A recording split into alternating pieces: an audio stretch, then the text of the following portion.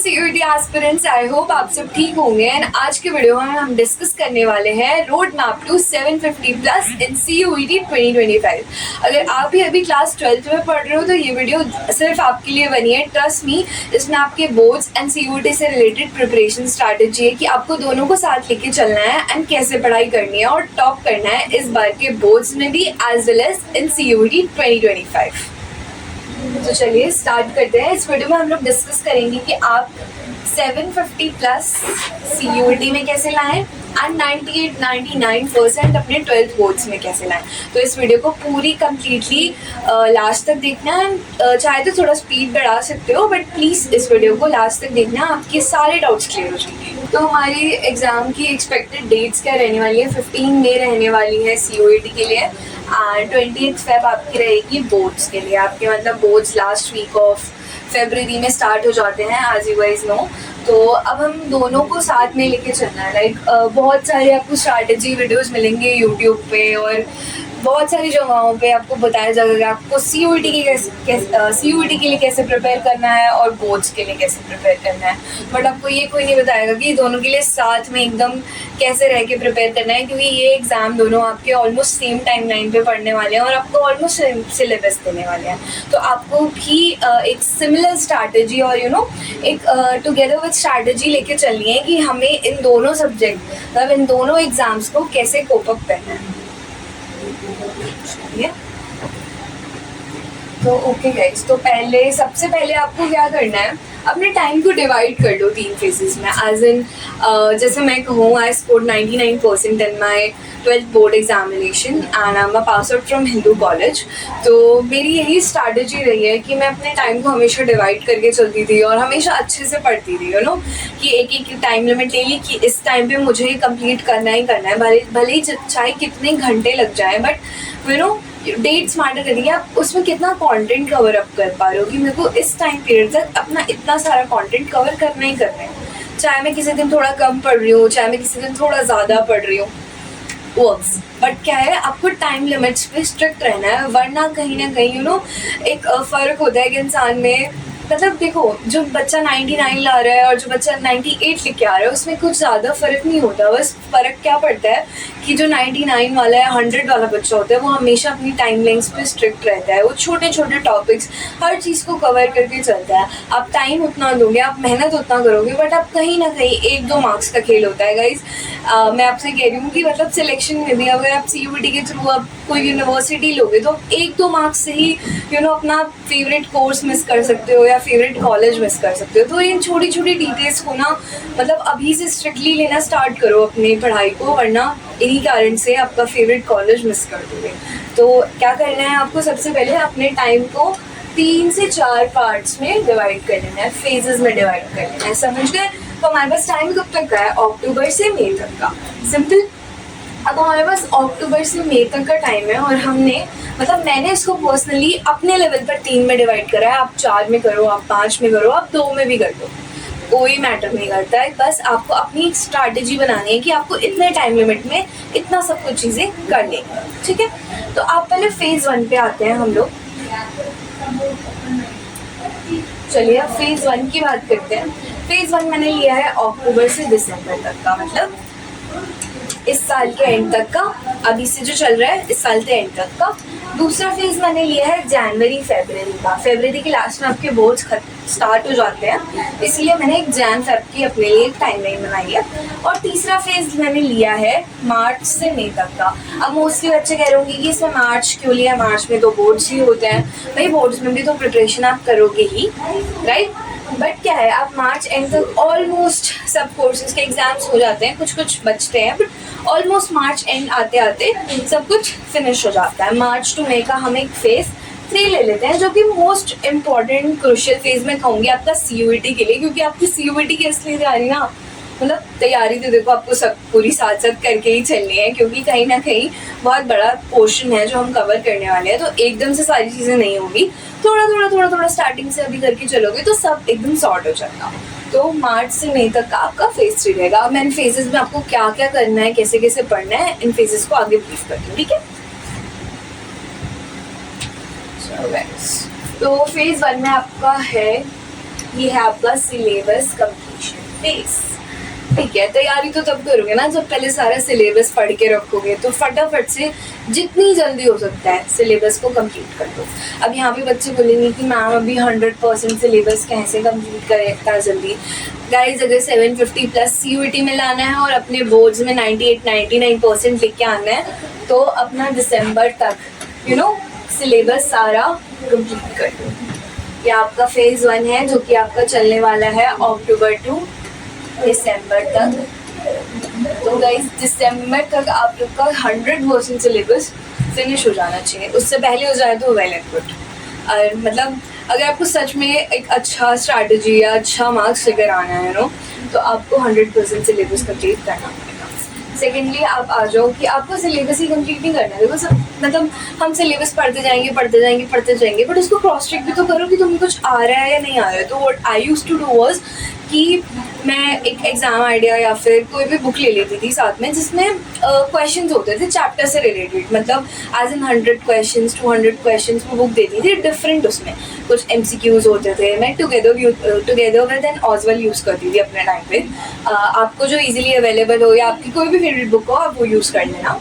तो मैं यूज़ करती थी और फिर उसमें से हर एक चैप्टर को उठा के, मान लो अगर मैंने आज एक चैप्टर फिनिश करा, उसके नेक्स्ट मॉर्निंग सुबह रिविजन टाइम पे मैं क्या करती थी, उसके 80 to 100 क्वेश्चंस लेती थी। 2 to 3 आवर्स में आराम से फिनिश हो जाते थे। ठीक है, फिर उनको लर्न कर लेते थे सिंपल। तो मुझे क्रॉस चेक भी हो जाता था। पहले मैं खुद पढ़ती थी हैंड रखी थी, ठीक है, can I frame this answer, फिर मैं उसका आंसर फ्रेम करती थी अपने दिमाग में एंड फिर उसको पढ़ती थी कि यार यस ये पॉइंट्स में और ऐड कर सकती थी, यहाँ पे मैंने कम ध्यान दिया है इस पोर्शन को। तो वो क्या होता है, वो आपका क्रॉस चेक भी हो जाता है, रिवाइज भी हो जाता है, आपको एक आंसर राइटिंग स्क्रिप्ट भी मिल जाती है। तो ये जो स्ट्रैटेजी है ना कि हर चैप्टर के बाद उस चैप्टर के क्वेश्चंस आपको करने ही करने हैं, सिंपल। फिर उसके बाद आप क्या कीजिए, मतलब सबसे पहले आपका सिलेबस कंप्लीशन से मेरा मतलब है कि आपको NCERT पी लेनी है। NCERT को पी लो, मतलब लेजिट कि NCERT के शेक बनाओ और पी जाओ, सिंपल। NCERT का एक page you have to read अच्छे से। अगर आप ह्यूमैनिटी स्टूडेंट्स हैं तो बहुत सारे छोटे छोटे ब्लॉक्स होते हैं जिनमें से क्वेश्चंस आ जाते हैं बोर्ड्स में और CUET में भी आते हैं। तो आप अच्छे से NCERT को थोरोली पढ़ो, ठीक है। साइंस स्टूडेंट्स के लिए मैं ये कहूँगी कि साइंस स्टूडेंट्स ज़्यादातर NCERT में ध्यान, मतलब जैसे अगर आप फिजिक्स एंड केमिस्ट्री है तो उसमें इतना अच्छे से एक्सप्लेन्ड नहीं है काफ़ी सारी चीज़ें। तो अगर आप जो भी गाइड यूज़ कर रहे हैं तो उससे अपने कॉन्सेप्ट्स क्लियर करिए।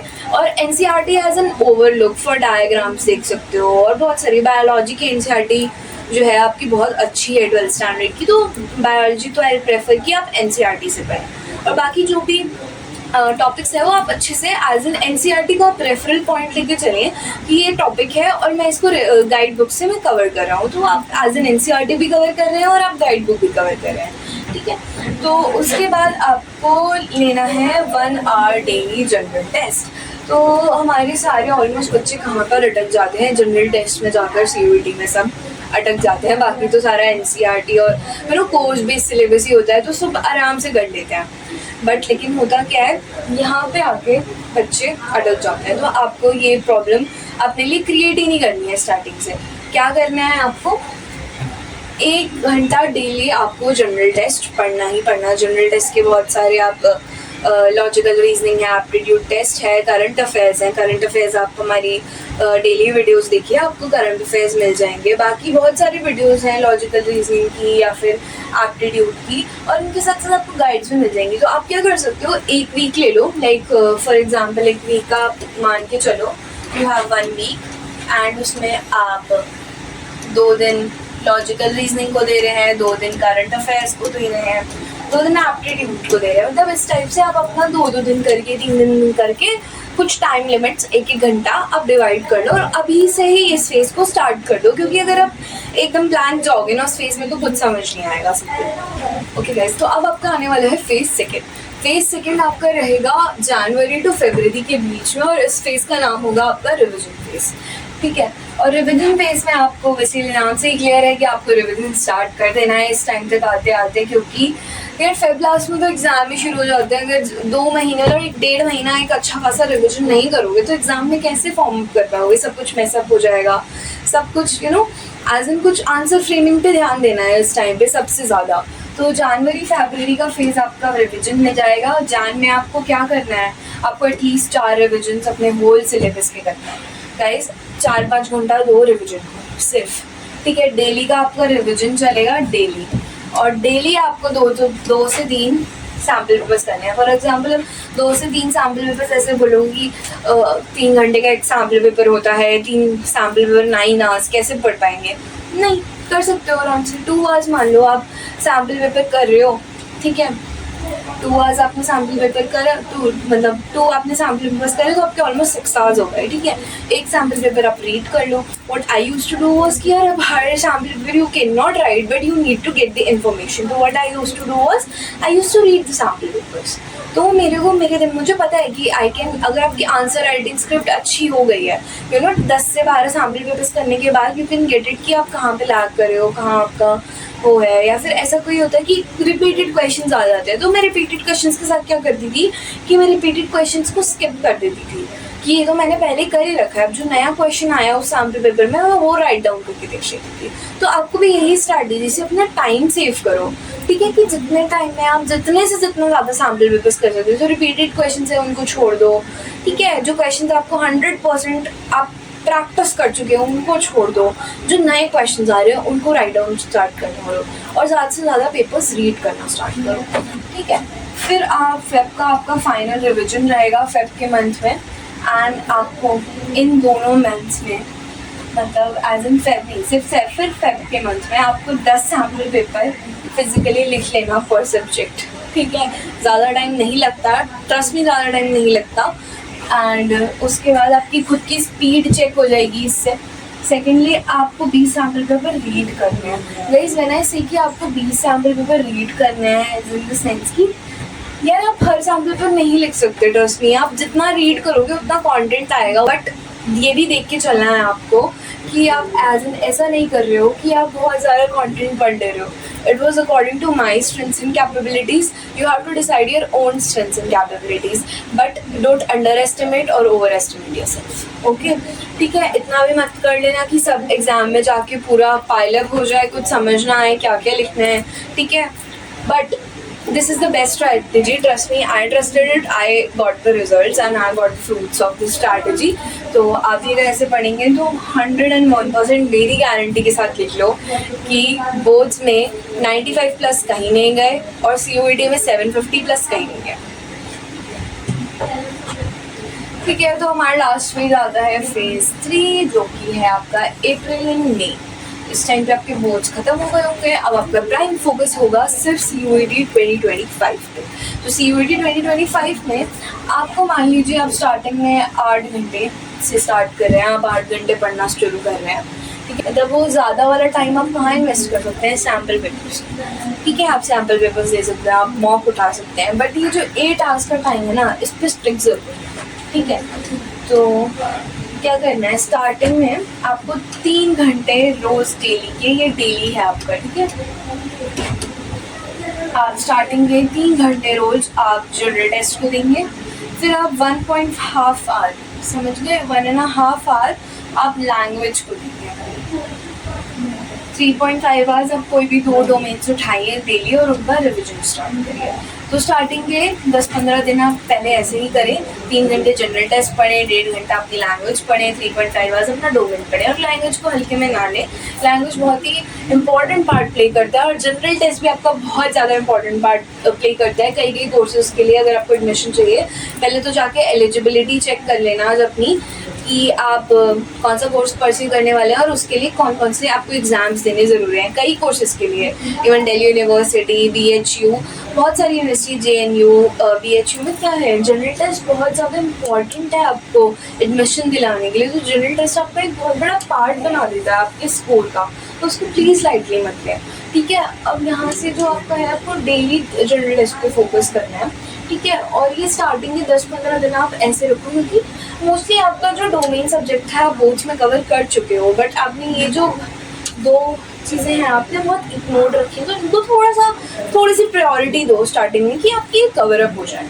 उसके बाद आपको क्या करना है, ये 15 से 20 अप्रैल के टाइम पर आपको क्या करना है, आपको मॉक टेस्ट शुरू कर देना। अगर कुछ इनकेस बच गया हो, कहीं डाउट्स हों, तो आप थोड़ा क्लियर कर लीजिए।